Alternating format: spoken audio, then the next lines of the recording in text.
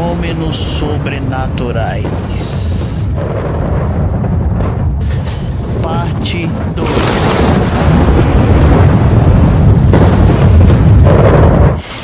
Olá, evangelista Mário Sérgio. Jesus Cristo é o mesmo Deus de ontem, hoje e eternamente. E isso não há dúvida. O testemunho de hoje que eu irei mostrar para vocês é um áudio de uma irmã, amiga, que eu tenho no Facebook há algum tempo. E ela me mandou esses dias no WhatsApp que é de arrepiar. Aonde Deus dá um livramento que um grupo de satanistas, feiticeiros, estavam armando de pegar o filho dela e levar num determinado lugar e nisso matá-lo para tirar os seus órgãos e fazer um ritual. Mas antes disso, o Espírito de Deus havia falado no profundo do íntimo dela, alertando-a, e ela começou uma busca incessante, orando a Deus para que Deus pudesse trazer o livramento. E Deus ouviu as orações de sua serva. Ouça o áudio aí porque é de arrepiar, porque Deus é poderoso e as forças das trevas jamais poderá vencer o poder de Deus. Ouça aí esse grande testemunho impactante. Há uns 3 anos atrás, esse foi o fato mais assustador, assim, que eu digo que foi o último. Assustador. Eu trabalhava numa casa, num bairro um pouco longe de onde eu moro. E o bairro onde eu moro é bem assim afastado do centro. E uma certa manhã, após assim, eu ver que meu filho estava muito distante, assim, mas assim, o bloqueio da gente no dia a dia, a preocupação, eu vi que estava estranho, mas não conseguia distinguir o que era. E eu, particularmente, eu não tinha assim muito tempo em casa, a não ser à noite. Eu saía de manhã e só voltava à noite. Quando foi uma certa manhã, ao fechar a porta para ir para o trabalho, uma voz ressoou no meu ouvido e falava alto.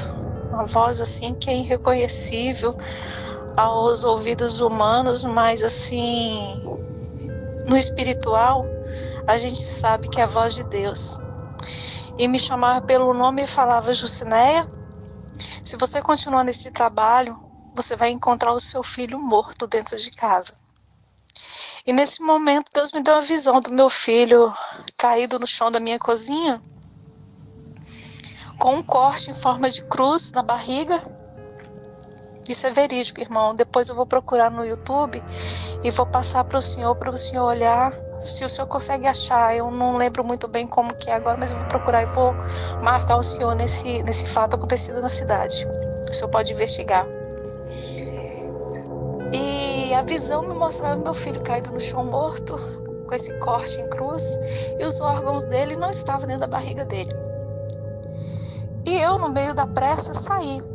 Quando passando perto da igreja onde eu congregava na época, eu olhei para trás, para a igreja, meio que tipo assim, queria ir lá conversar com o pastor sobre o que eu tinha ouvido, mas eu tinha que trabalhar, porque eu e meu filho dependiam do meu trabalho.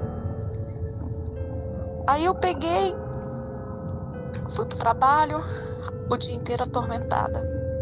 Vim pra casa, cheguei em casa, meu filho sempre assim, aquele jeito quieto, que até hoje ele é assim. E quando foi no outro dia, quando eu fechei a porta de novo, a voz de Deus ressoou em tom mais grave, como assim, num alerta que seria o último. É a última vez que eu te aviso. Você vai encontrar o teu filho morto se você continuar nesse trabalho. É momento de cuidar do teu filho. E eu falava com Deus assim: Senhor, mas como que eu vou sustentar minha casa? Como que eu vou sustentar minha casa? Aí o Senhor falou comigo assim: você passou situações piores, eu te sustentei, não te deixei faltar nada e você duvida do meu poder. Aí eu mesmo assim fui pro trabalho. Deus teve muita misericórdia. Eu me arrependo amargamente disso porque eu fui desobediente. Deus teve muita misericórdia de mim. Cheguei no trabalho ainda, fui no trabalho esse dia e peguei peguei e falei com a mulher que eu ia sair do trabalho, porque estava acontecendo coisas que eu não sabia explicar para ela, mas eu tinha que sair do trabalho.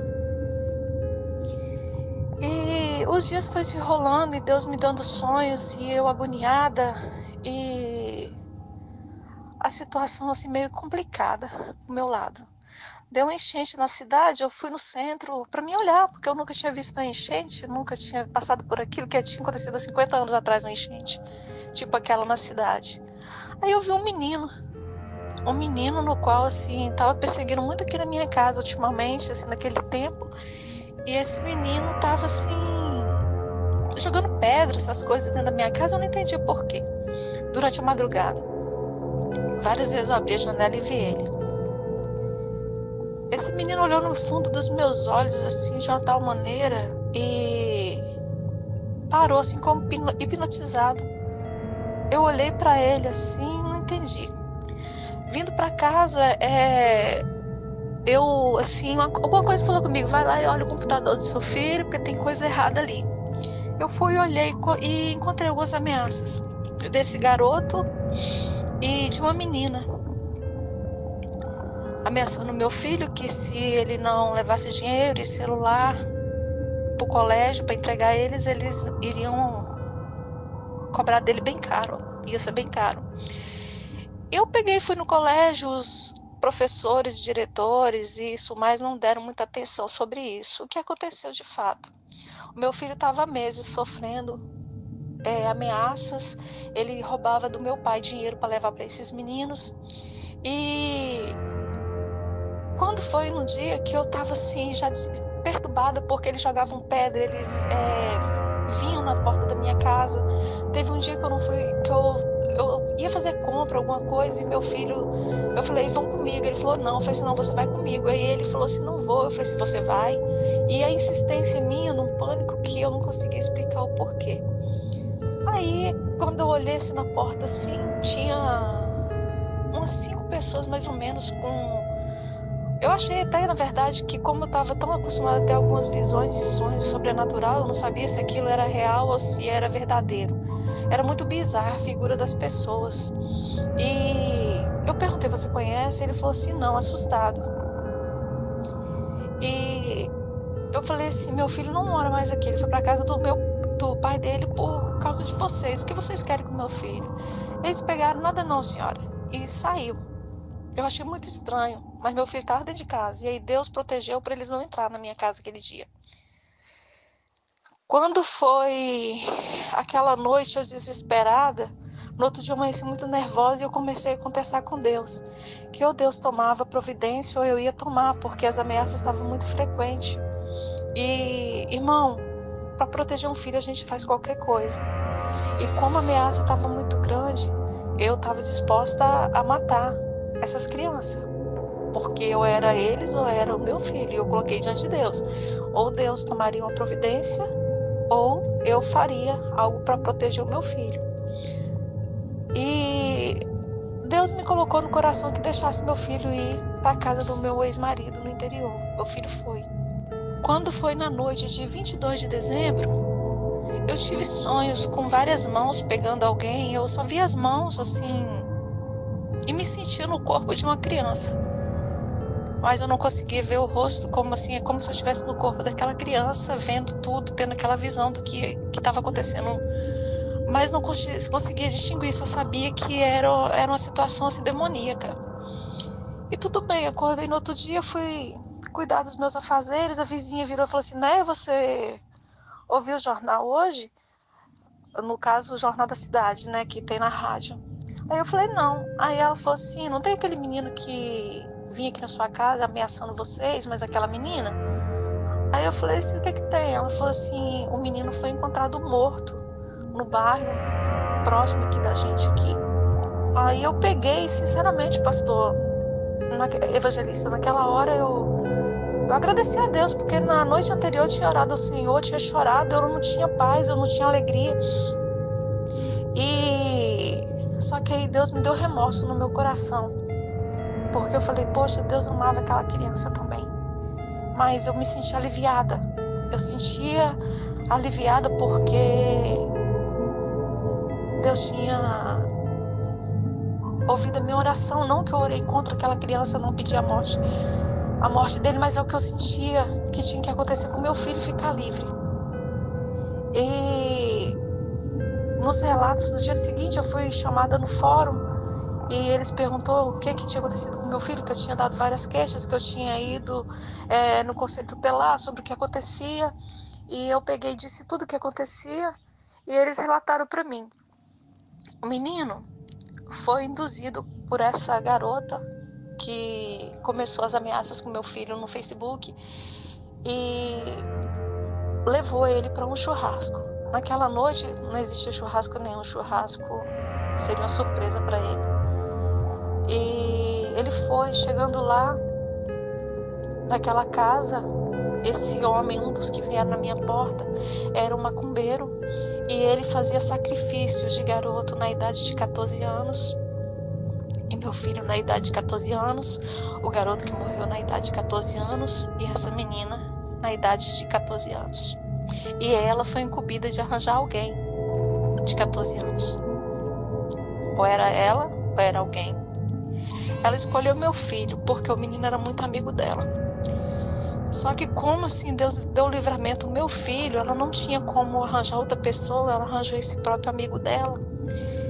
E durante a noite o relato assim que aconteceu na justiça foi que eles fizeram assim, beberam, embebedaram, passaram a noite daquele jeito. Quando foi uma certa hora da noite, esse macumbeiro, ele pegou um punhal, abriu o menino em cruz, o menino ainda aberto, eles tirando o sangue do menino. O menino olhou para ela, isso foi a menina dizendo, falou: Pamela, por que você fez isso comigo?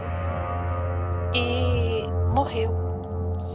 E eles beberam o sangue desse menino, eles pegaram os órgãos e fritaram, comeram e enterraram em cova rasa. Naquela noite deu uma chuva, passou, porque era época de enchente aqui, e a cova encheu de água, o corpo boiou. A vizinha saindo pro trabalho viu o corpo, chamou a polícia e encontraram esse menino lá.